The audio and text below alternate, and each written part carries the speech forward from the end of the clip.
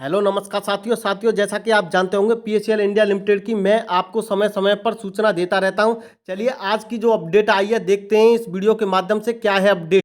देखिए जो भी भाई लोग इस इंग्लिश नोटिस को पढ़ना चाहते हैं तो वो अपने आप से पढ़ सकते हैं। आप देख सकते हैं 31 अक्टूबर 2022 को यह नोटिस निकाला गया है। पीएचईएल इंडिया लिमिटेड का सेबी द्वारा ऑफिशियल नोटिस है। देखिए मैं इसे धीरे धीरे ऊपर करता रहता हूँ। अगर आप अपने आप से पढ़ना चाहते हैं स्टेप बाय स्टेप तो पढ़ सकते हैं। फिर मैं आपको इसका हिंदी लैंग्वेज मैं कन्वर्ट किया हुआ हूँ, फिर मैं आपको उसको दिखाऊंगा। जो भी भाई लोग पढ़ सकते हैं तो अपने आप से इसे पढ़ सकते हैं इस नोटिस को। चलिए अब मैं आपको हिंदी लैंग्वेज में इस नोटिस को दिखा देता हूँ। इस नोटिस में आखिर क्या कही है बात। देखिए बहुत साथी बोल रहे थे कि हमारे पास सर पीएचईएल इंडिया लिमिटेड का मैसेज नहीं आया सेबी की तरफ से।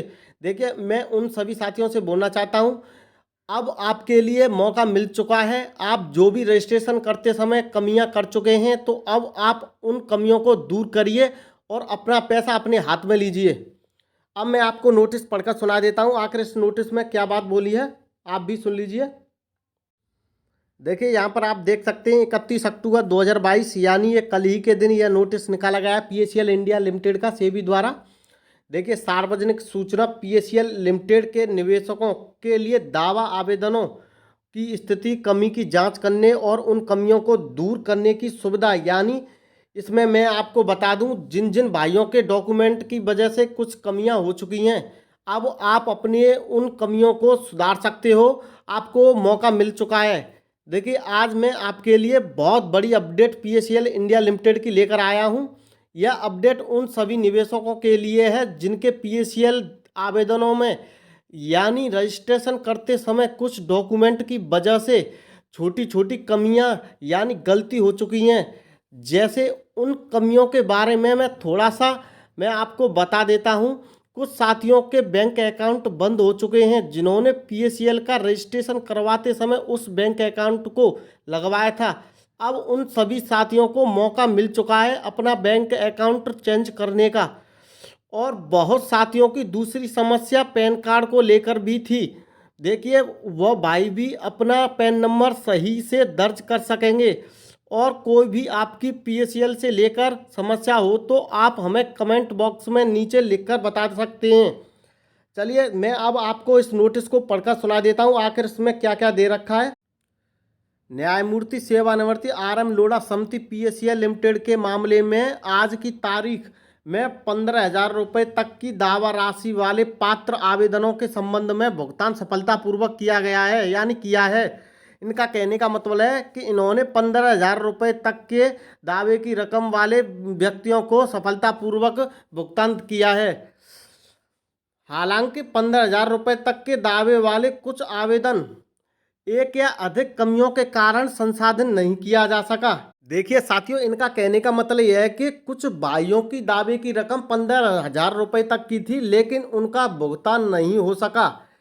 इसमें क्या थी, कुछ कमियों के कारण उनके रजिस्ट्रेशन करते समय उनके डॉक्यूमेंटों में कुछ कमियों के कारण यह हुआ है। चलिए अगला स्टेप क्या है, इनका अगला स्टेप देखते हैं। समिति ने पहले 15 जनवरी 2020 की प्रेस विज्ञप्ति के माध्यम से निवेशकों आवेदकों के लिए रुपए यानी 5,000 रुपये तक के दावों के लिए एक सुविधा प्रदान की थी। आप देख सकते हैं पोर्टल पर ऑनलाइन अपने जो दावे के आवेदनों की स्थिति की जांच करने और कमियों यदि कोई हो यानी आपने रजिस्ट्रेशन करते समय कोई भी कमी की हो को सुधारने के लिए समिति ने बाद में 21 जुलाई 2020 की सार्वजनिक सूचना के माध्यम से निवेशकों को 5,001 से 7,000 रुपये तक के बीच दावों के साथ समान सुविधा प्रदान की थी यानी समान सुविधा प्रदान की थी। अपने संबंधित दावा आवेदनों में कमियों को दूर करने के लिए समिति ने निवेशकों आवेदकों को 10,000 रुपये तक के दावों के साथ अवसर भी प्रदान किया है। 1 जनवरी 2021 और 31 मार्च 2021 के बीच अपने संबंधित दावा आवेदनों में कमियों यदि कोई हो को ठीक करने के लिए। देखिए साथियों मैं आपको बताना चाहता हूँ साफ साफ कि जो समय समय पर इन्होंने भुगतान किया था 5,000 का 5,001 से 7,000 रुपये तक का और 10,000 रुपये तक का। देखिए, जो समय समय पर भुगतान हुआ था उसी के माध्यम से इन्होंने समय समय पर कमियों को भी दूर करने का मौका दिया है। समिति अब 1 नवंबर 2022 से निवेशकों आवेदकों को रुपए तक यानी 15,000 रुपये तक के दावों के लिए एक समान अवसर प्रदान कर रही है। जिनके दावे के आवेदन त्रुटिपूर्ण पाए गए हैं या कमियों को दूर करने के लिए, जो भी आपके जो रजिस्ट्रेशन करते समय कमियां हुई हैं उनको दूर करने के लिए इस पोर्टल पर यानी इस साइट पर आप उसे लॉग इन कर सकते हैं, अपनी कमियों को दूर कर सकते हैं। उपरोक्त सुविधा निवेशकों आवेदकों को 1 नवंबर 2022 से आप देख सकते हैं, यानी 1 नवंबर 2022 से अपनी कमियों को दूर कर सकते हैं और लास्ट डेट 31 जनवरी 2023 तक उपलब्ध रहेगी। यानी इनका कहने का मतलब यह है कि 1 नवंबर 2022 से स्टार्ट है और 31 जनवरी 2023 तक यह साइट खुली रहेगी अपनी कमियों को दूर करने के लिए। आप देख सकते हैं नोडल अधिकारी सह सचिव न्याय सेवानिवृत्ति RM लोढ़ा समिति PACL लिमिटेड के मामले में। चलिए साथियों, मैं इस वीडियो को यहीं वाइंड अप करता हूं। अगर आपको इस वीडियो से अच्छी जानकारी मिली है तो चैनल को सब्सक्राइब करें और लाइक करें।